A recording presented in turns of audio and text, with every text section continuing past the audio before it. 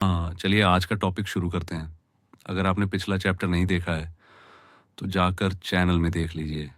Chapter 8 commentary. दोस्तों, ज़िंदगी में पैसा कमाने से भी ज़्यादा ज़रूरी है पैसा सँभालना। और जब बात आती है इन्वेस्टिंग की, तो एक कैरेक्टर है, मिस्टर मार्केट।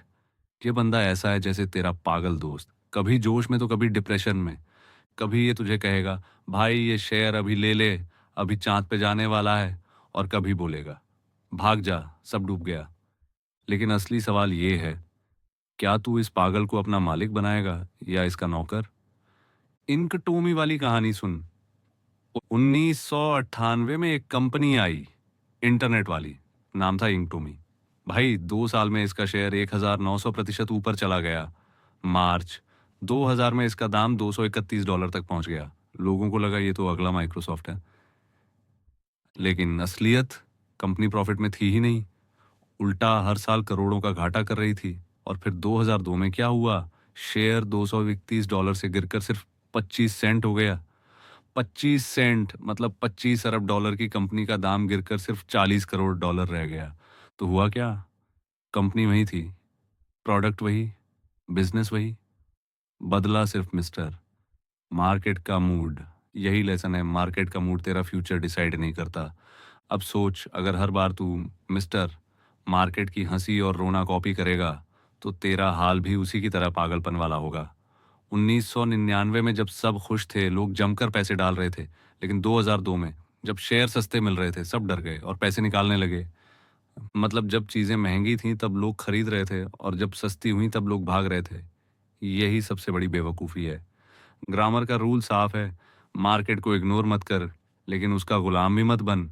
उसे डील कर, लेकिन सिर्फ तब जब तेरे फायदेमंद हो।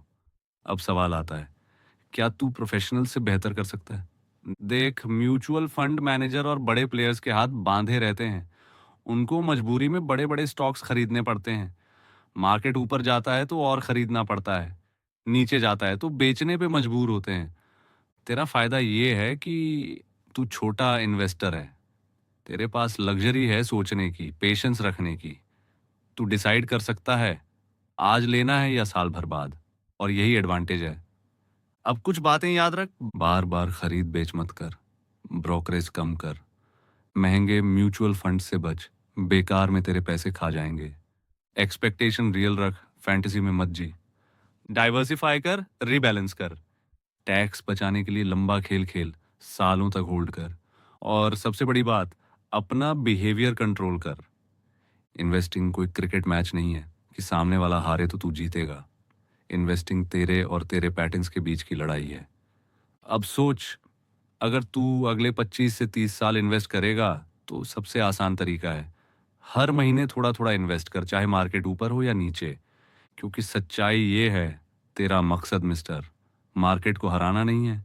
तेरा मकसद है अपनी ज़रूरत पूरी करना, अपने गोल तक पहुंचना। अंत में लोग कब्र पे नहीं लिखते, इसने मार्केट बीट किया। वहां सिर्फ ये मैटर करता है, क्या तूने अपनी फैमिली सिक्योर की, क्या तूने अपनी ज़रूरतें पूरी की। तो दोस्त याद रख, जब मिस्टर मार्केट पागल हो तू शांत रह, जब सब डर रहे हो तू सोच समझ कर खरीद, और जब सब लालच में अंधे हो जाएं तू सावधान रह। इन्वेस्टिंग का असली खेल दूसरों से जीतना नहीं है, बल्कि खुद से हारना नहीं है। अब मुझसे पूछ, तू मिस्टर मार्केट का गुलाम बनेगा या उसका मालिक? तो अब अगले टॉपिक के लिए वीडियो को लाइक और कमेंट कीजिए, और चैनल को सब्सक्राइब करके बेल आइकन को ऑन कर दीजिए।